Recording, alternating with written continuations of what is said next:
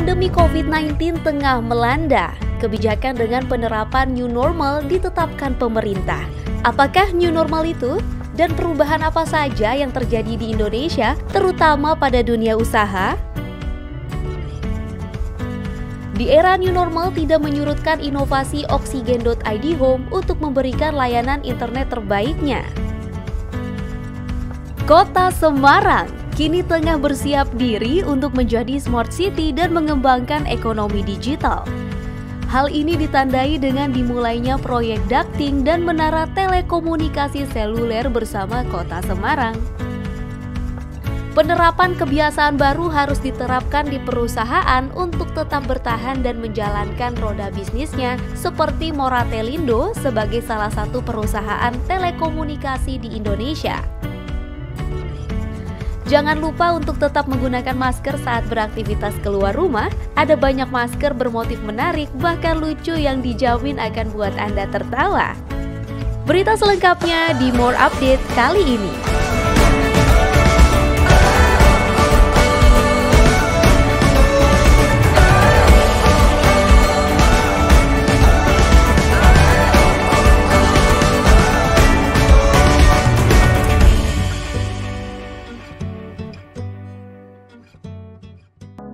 Hai, halo pemirsa Oksigen, apa kabar hari ini? Masih tetap semangat kan? Tetap ikuti protokol kesehatan ya, ditemani langsung sama aku, Ria Alven. So, let's start to our first topic. Dunia saat ini sedang dilanda pandemi COVID-19 atau dikenal juga dengan coronavirus, menyebabkan wabah pneumonia pertama kali di kota Wuhan, Tiongkok, China pada Desember 2019 lalu. Menyebar hampir ke seluruh dunia hingga sampai kasus pertama kali di Indonesia pada Maret 2020. Mau tidak mau, suka tidak suka, hal ini ternyata mengubah kebiasaan sehari-hari kita. Menghadapi pandemi ini, pemerintah telah membuat kebijakan dengan penerapan new normal. Nah, sebenarnya apa sih new normal itu? Dan perubahan apa saja yang terjadi terutama pada dunia usaha? Setiap negara memiliki kebijakan sendiri dalam menghadapi pandemi guna menekan laju penyebaran corona. Beberapa negara memberlakukan lockdown secara penuh dengan mewajibkan warganya untuk melakukan isolasi mandiri selama 14 hari penuh, serta menutup sementara pendatang dari berbagai negara seperti yang dilakukan di China, Italia, Polandia, Spanyol, Filipina, Selandia Baru, dan juga Prancis. Atau juga seperti Korea Selatan melawan penyebaran dengan memberlakukan tes COVID besar-besaran secara cuma-cuma di berbagai area publik. Di Indonesia, dalam menghadapi pandemik, pemerintah menerapkan kebijakan pembatasan sosial berskala besar atau PSBB sejak tanggal 22 Mei dengan melakukan penutupan transportasi antar negara, provinsi hingga kota. Sebulan berjalan, perubahan kebijakan pun dilakukan dengan mengubah PSBB menjadi tatanan normal baru atau lebih dikenal dengan new normal. New normal adalah kebiasaan dan perilaku yang biasa dilakukan, tetapi berbasis pada adaptasi yang baru agar membudayakan perilaku hidup bersih dan sehat sebagai langkah percepatan penanganan COVID-19 dalam bidang kesehatan, sosial, dan ekonomi. Setelah melewati masa pandemi selama 6 bulan terakhir, berdasarkan data terjadi peningkatan kasus baru COVID-19 di ibu kota Jakarta. Gubernur DKI Jakarta Anies Baswedan pun memutuskan untuk mencabut kebijakan PSBB transisi dan menerapkan kembali kebijakan PSBB yang telah diberlakukan pada Senin 14 September 2020. Organisasi Kesehatan Dunia WHO menyatakan tidak ada cara cepat untuk melawan virus COVID-19, sehingga penerapan new normal diharapkan dapat pelan-pelan memulihkan lagi dunia dari ancaman krisis global.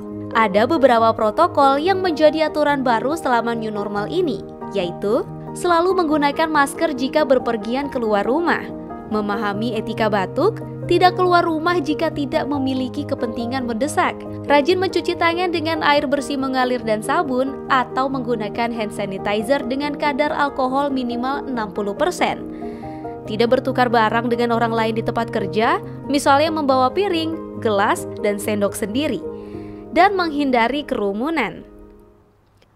Pandemi ini sebenarnya berdampak besar ke berbagai sektor usaha, dari food and beverage, travel dan hotel, keuangan, perdagangan, teknologi, hiburan, dan juga komunikasi.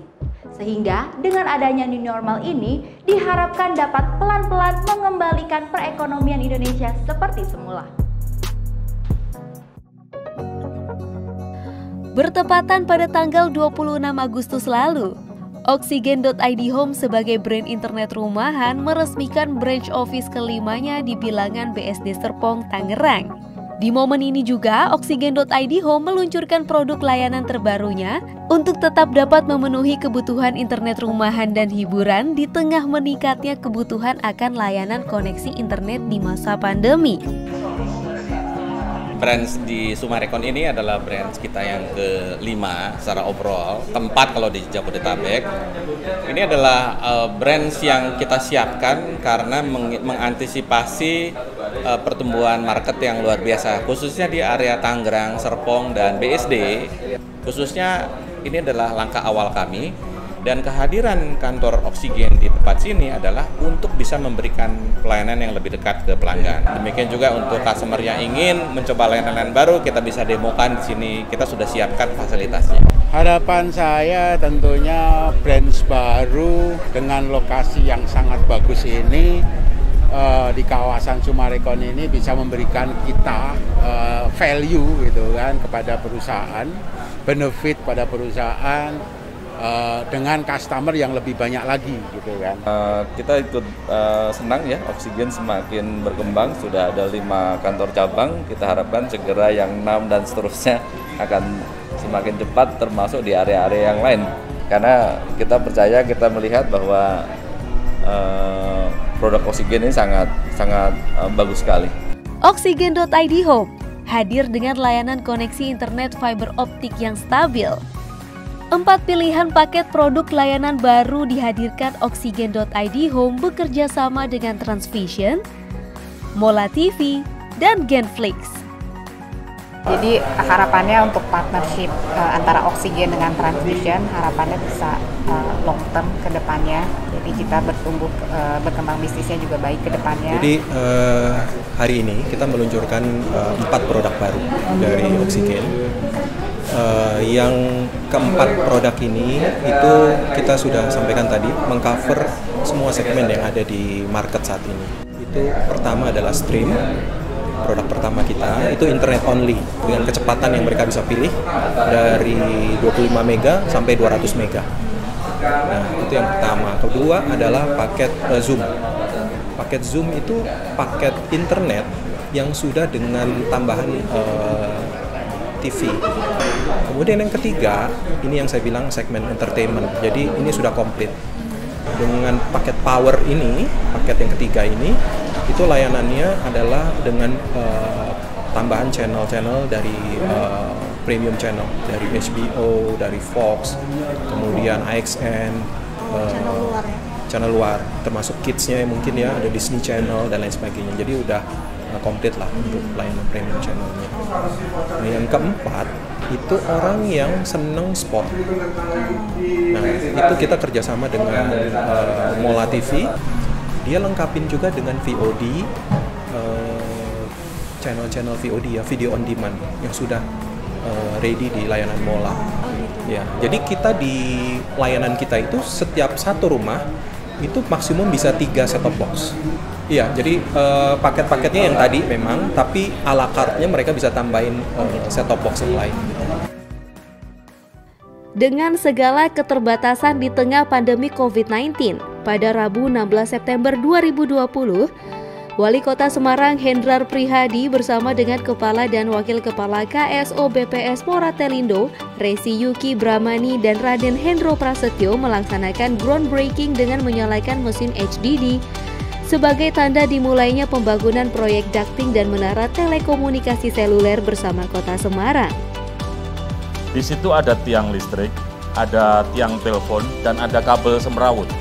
Ini baru contoh kecil bagaimana kemudian kemajuan sebuah wilayah dampaknya bisa positif dan juga bisa negatif. Di beberapa tempat di ruas Kota Semarang, kabel-kabel seperti ini luar biasa jeleknya. Maka kemudian terbersit sebuah pemikiran, di mana kalau semua kabel itu masuk ke tanah.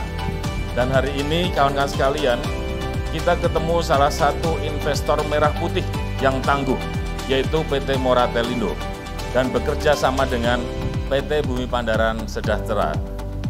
Kemudian akan membuat ducting. Ducting itu salah satu tempat yang nanti akan memasukkan kabel-kabel yang Bapak Ibu lihat itu ke bawah. Menindaklanjuti komitmen kami dari KSO untuk mewujudkan Kota Semarang menjadi kota terbaik di Indonesia, kota smart city terbaik di Indonesia, pertama di Indonesia yang kedepannya nanti mungkin mau mengimplementasikan 5G, Pak. Komitmen kami akan membangun 362 ruas jalan dengan panjang 506 km. Dan akan didukung juga oleh 230 menara dengan total investasi 634 miliar rupiah. Fase pertama ini kita mulai dengan 29 km, sekitar 29 km, dan akan didukung dengan 7 menara telekomunikasi. Insya Allah ditargetkan selesai dalam waktu 6 bulan. Proyek ini direncanakan akan dibangun di 362 ruas jalan kota dengan total panjang ducting sepanjang 506 km dan menara telekomunikasi seluler dengan maksimal ketinggian 25 meter. Sebanyak-banyaknya 230 menara akan dibangun. Dengan terbangunnya ducting dan menara telekomunikasi seluler bersama ini, nantinya penempatan kabel serat optik operator telekomunikasi menjadi lebih rapi dan ruang kota Semarang jadi lebih tertata. Di masa new normal, sektor usaha harus menerapkan kebiasaan baru agar tetap dapat menjalankan bisnisnya dengan baik. Seperti Moratelindo yang merupakan perusahaan di bidang telekomunikasi, juga merasakan dampak langsung dari pandemik ini. Agar bisnis perusahaan tetap berjalan dengan lancar, kebiasaan baru tengah diterapkan oleh Moratelindo. Banyak hal yang kita lakukan untuk melakukan adaptasi, ya. Contohnya tadi adaptasi orang yang selama ini belum berpikir untuk work from home, sekarang harus work from home. Work from home itu ada beberapa hal yang menurut saya akan menjadi concern kita. Kalau kita biasanya kalau work from home itu kan kita akan bertemu dengan keluarga, kita akan bertemu dengan anak kita, sehingga kita harus menyesuaikan bagaimana work from home ini tidak mengurangi produktivitas.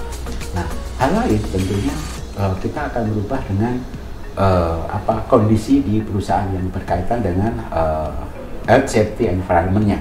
Misalnya, yang dulunya kita tidak perlu menyediakan tempat cuci tangan khusus, hand sanitizer atau disinfektan dan sebagainya. Nah, dengan adanya pandemi ini, tentunya kita akan fokus ke sana agar tidak terjadi pandemi ini masuk ke area office kita. Misalnya di perusahaan kita ini ada makan siang atau makan malam atau makan sore untuk karyawan kita. Tujuannya adalah karyawan tidak banyak touch langsung kepada makanan yang di luar, sehingga kita kelola dengan higienis, memasaknya dengan bersih, sehingga karyawan dapat menikmati melakukan pekerjaannya dengan baik. Dan ada fakta terbaru terkait dengan virus COVID-19. Baru-baru ini WHO mengatakan virus COVID-19 ini juga bisa menyebar melalui airborne disease atau melalui udara. Jadi virus ini dapat bertahan selama 3 jam di udara. Sepertinya perlu adanya pencegah tambahan nih dengan selalu menggunakan dan membawa barang-barang ini saat beraktivitas di luar rumah. Seperti masker yang dipakai, masker cadangan, face shield, hand sanitizer, tisu, sabun, alat makan pribadi, peralatan sholat pribadi, dan kantong plastik untuk masker bekas. Wah, banyak juga ya, tapi nggak apa-apa karena mencegah lebih baik kan? Tapi kira-kira masyarakat kita udah disiplin belum ya selama ini? Berikut laporannya dari Aka Syafiandri. Hai Real Fan, halo pemirsa Oksigen. Kali ini aku lagi ada di sebuah kantor di Bilangan Jakarta Pusat. Aku aku lagi mau berkunjung sini, lihat karyawan-karyawannya yang lagi WFO alias work from office, gimana sih mereka bekerja dalam kondisi new normal ini. Terus kita mau nanyain juga nih, tanggapan mereka kerja dalam new normal, situasi kayak gini kayak gimana sih gitu ya. Dan juga persiapan apa aja, barang apa aja yang mereka bawa selama new normal ini. Bawa nggak ya masker, hand sanitizer? Langsung kita lihat.